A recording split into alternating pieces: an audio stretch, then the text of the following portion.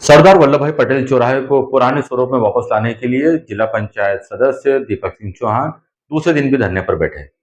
पहले दिन धरने पर बैठने के दौरान कोई सार्थक हल नहीं निकला था, अपितु शहर थाना कोतवाली के टीआई से उनकी बहसबाजी जरूर हो गई थी। कई बार यहाँ पर समझौते के प्रयास भी किए गए, मगर दीपक सिंह गुर्जर ने स्पष्ट तौर पर कह दिया कि जनहित का मुद्दा है, मंदसौर की जनता से जुड़ा मुद्दा है। जब तक यहाँ से चौराहा पुराने स्वरूप में नहीं आएगा तो यहाँ से नहीं हटेंगे। बहरहाल आज दूसरे दिन भी उन्होंने आह्वान किया और कई कांग्रेसी यहाँ पर उनके साथ धरने पर पहुंचे। आज सबसे बड़ी बात यह रही कि उन्होंने हलचल से एक्सक्लूसिव बातचीत करते हुए बताया कि यदि कल तक इसका समाधान नहीं होता तो कल वे कलेक्टर कार्यालय जाकर सामूहिक रूप से आत्मदाह करेंगे। जैसे ये खबर प्रशासन को लगी, प्रशासन तुरंत हलचल में आया और पुलिस अधीक्षक ने आज इनको चर्चा के लिए बुला लिया। चर्चा काफी सौहार्दपूर्ण वातावरण में हुई। मगर आइए हम आपको दिखलाते हैं कि जब दीपक सिंह गुर्जर से हमने एक्सक्लूसिव बात कही थी तो उन्होंने आत्मदाह को लेकर क्या बात कही है। हमारे इस धरने का बहुत आश्चर्य की बात है कि बंसीलाल जी अभी आधे घंटे पहले रेलवे स्टेशन पर जाकर के यातायात सुविधाओं का मुआयना कर रहे थे और अब हालत ये है, इस बहुत महत्वपूर्ण सड़क पे इस बहुत महत्वपूर्ण मुद्दे को लेकर के कोई भी नहीं बोल रहा है। भारतीय जनता पार्टी के दोनों सांसद, राज्यसभा सांसद, लोकसभा सांसद, जगदीश देवड़ा जी, रमा देवी जी, भाजपा के सारे नेता, और मैं उनसे पूछना चाहूंगा, जब वोट लेने होते हैं पूरे मंदसौर शहर से चुनाव में वोट लेकर जीतते हो आप, लेकिन जब मंदसौर शहर की जनता परेशान हो रही है आज, तो कोई बोलने को तैयार नहीं। कल हमको धमकी दी एफआईआर करने की बात करी टीआई पुष्पेंद्र सिंह राठौर साहब ने, हमने कहा कर दीजिए। फिर दिन में बोला गया कलेक्टर मैडम से जाके मिलिए, तो अब हमने तय किया कि कलेक्टर कल 11 बजे, कल 11 से लेकर 12 के बीच में, चूंकि ये चीज हम लोग अभी तय करी है, कल 11 से 12 के बीच में कलेक्टर कार्यालय में मैं आत्मदाह करूंगा। और तब तक कोई निर्णय नहीं लेता है तो मेरे मृत्यु के बाद जो भी घटनाक्रम होंगे उसकी जिम्मेदार प्रशासन रहेगा। जिला कलेक्टर रहेंगे, सुधीर गुप्ता जी रहेंगे, बंसीलाल जी रहेंगे, जगदीश देवड़ा जी रहेगी, रमा देवी गुर्जर जी रहेगी और भाजपा प्रशासन रहेगा। क्यों?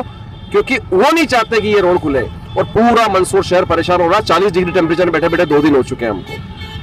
अभी तक प्रशासनिक अधिकारी किसी कोई नहीं आया है। अब प्रशासन से हम बात नहीं करेंगे। मैं खुद जाकर के जिला कलेक्टर कार्यालय के अंदर जाकर के आत्मदाह कल करूंगा 11 बजे। नहीं आया है। अब प्रशासन से हम बात नहीं करेंगे। मैं खुद जाकर के जिला कलेक्टर कार्यालय के अंदर जाकर के आत्मदाह कल करूंगा 11 बजे। प्रशासन से हम बात नहीं करेंगे। मैं खुद जाकर के जिला कलेक्टर कार्यालय के अंदर जाकर के आत्मदाह कल करूंगा 11 बजे। नहीं करेंगे। मैं खुद जाकर के जिला कलेक्टर कार्यालय के अंदर जाकर के आत्मदाह कल करूंगा 11 बजे।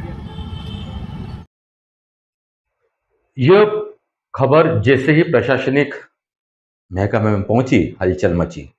पुलिस अधीक्षक विनोद कुमार मीना ने उन्हें बुलाया और उनके चैम्बर में बैठकर उनके साथ में सौहार्दपूर्ण वातावरण में चर्चा की। उन्हें बताया कि इस मार्ग को स्थायी तौर पर बंद नहीं किया गया है, सिर्फ बैरिकेड्स लगाए गए हैं, पक्का निर्माण नहीं किया है। उन्होंने कहा कि यहाँ पर अब ट्रैफिक सिग्नल लगाए जाने हैं, इसलिए कुछ समय की मोहलत उनसे चाहिएगी। दीपक सिंह गुर्जर ने उनसे चर्चा की और इस बात की सहमति दी कि 1 महीने के अंदर यहाँ पर ट्रैफिक सिग्नल लग जाएंगे और चौराहा पूर्वतः काम करने लगेगा। यहाँ पर जो बैरिकेड्स है उन्हें भी हटा दिया जाएगा। इस संबंध में हमने वापस से दीपक सिंह चौहान से बात की तो उन्होंने यह बताया।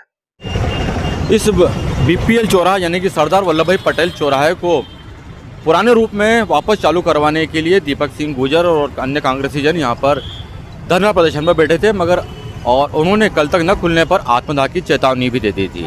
मगर यकायक अब काफ़ी कुछ बदल गया है और एसपी महोदय से सौहार्दपूर्ण चर्चा के बाद में आपने धरना प्रदर्शन समाप्त कर दिया है। क्या चर्चा हुई और आपको क्या आश्वासन मिला? देखिए, हम 2 दिन से बहुत परेशान थे। हम 2 दिन से इस बात को लेकर परेशान थे कि प्रशासन आम जनता की सुनवाई नहीं कर रहा। हमारी लड़ाई किसी राजनीतिक संगठन को लेकर नहीं थी या किसी विरोध को लेकर नहीं थी। हमारी लड़ाई थी आम जनता की समस्या को लेकर के। हमने ये गैर राजनीतिक रूप से कार्यक्रम किया। हमने कहा कि ये बैरिकेड्स खोले जाने चाहिए जो अभी भी दिख रहे हैं पीछे आपको, जिसको लेकर के पूरा शहर परेशान है। रोज़ एक्सीडेंट हो रहे हैं, माताएं बहनें बहुत दूर से घूम के जाती है। आज कोई परिणाम निकलता ना देख हमने कहा कि हम कल आत्मदाह करेंगे सामूहिक रूप से। इसी को लेकर के एसपी महोदय ने संज्ञान लिया और आज अभी शाम को फ़ोन करके मुझे बुलाया। प्रतिनिधि मंडल के रूप में मैं, सुरेश भाटी जी गए और बहुत अच्छे तरीके से उन्होंने समझाया कि कम से कम आपको फिर भी 1 महीना हमें देना पड़ेगा कि यहाँ पर ट्रैफिक सिग्नल लगने वाला है। कि पहले के लोड में और आज के लोड में ज़मीन आसमान का फ़र्क है यातायात में, ट्रैफिक को लेकर के। बोले बिना ट्रैफिक सिग्नल के यहाँ पर एक्सीडेंट्स होते रहेंगे जब तक कि ट्रैफिक सिग्नल नहीं लगेगा, सुचारू रूप से नहीं होगा। आप ही देख सकते हैं, उन्होंने खुद ने कहा कि इसको हमने परमानेंटली बंद नहीं किया है, बैरिकेड्स लगाए केवल, ताकि वो भविष्य में खोले जा सकें। वो इसीलिए खोले जाएंगे ताकि जब भविष्य में आने वाले समय में जब रेड लाइट लगने वाली, ट्रैफिक सिग्नल लगने वाले, उसके बाद ही यातायात सुचारू से चलेगा और ये परमानेंटली ओपन रहेगा। अभी जो धरना ये बंद है ऐसा नहीं है, ये खोल दिया जाएगा। इसी आश्वासन को लेकर के हमने अपना धरना समाप्त किया आज। और जो आपको 1 महीने का समय उन्होंने दिया है कि 1 महीने में यहाँ पर ट्रैफिक सिग्नल लग जाएंगे और नहीं लगते हैं या फिर उनमें विलम्ब होता है तो फिर आप क्या कदम उठाएंगे? देखिए, बहुत स्पष्ट बात बताता हूँ आपको, 1 महीना होता है कहने के लिए, मैं समझता हूँ 1 महीने की जगह 1.5 महीना हो सकता है। अगर शासन ने कहा है, मैं समझता हूँ कि जिले का कप्तान अगर कह रहा है, एसपी साहब अगर कह रहे हैं तो बात में वजन होगा। कोई भी अधिकारी इतनी बड़ी बात पब्लिकली नहीं कहता। अगर उन्होंने कहा है तो मैंने उनको ये भी कहा कि मैंने कहा 1 की जगह अगर 1.25 महीना 1.5 महीना भी हो जाए साहब, तो जल्द से जल्द चालू करिए, क्योंकि इस पर लोड बहुत ज़्यादा है, बहुत ज़्यादा लोड है, पूरा शहर यहीं से गुजरता है। तो मैं समझता हूँ कि ज़रूर वो अपनी बात पर कायम रहेंगे और जल्द चालू करवाएंगे। Thank you. अब यह मुद्दा काफी गर्मा गया है। जनता की आवाज उठाने के लिए विपक्ष को आगे आना पड़ा है और विपक्ष में भी खासकर जिला पंचायत सदस्य दीपक सिंह चौहान को आगे आने पड़ा है। चाहती तो कांग्रेस संयुक्त रूप से इस मुद्दे को भुना सकती थी, मगर यहाँ पर वो चूक कर गई।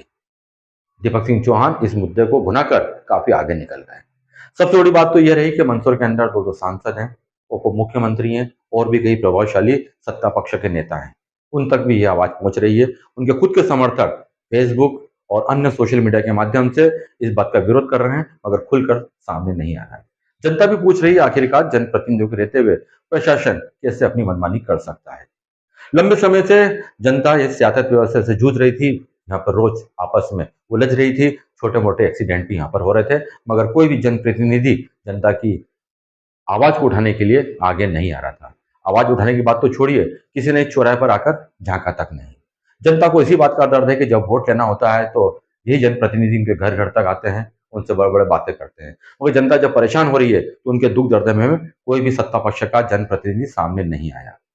हालांकि कई बीजेपी के कार्यकर्ता ऐसे हैं जो इस चौराहे की अव्यवस्था से खास से नाराज थे।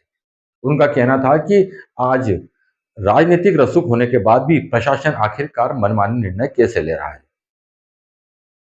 इस प्रकार यदि देखा जाए तो जनता की आवाज उठाने में जिला पंचायत सदस्य दीपक सिंह चौहान काफी आगे निकल गए हैं। 2 दिन तक तपती धूप में 40 डिग्री सेल्सियस के अंदर उन्होंने बैठकर जनता की आवाज को प्रशासन के कानों तक पहुंचाया।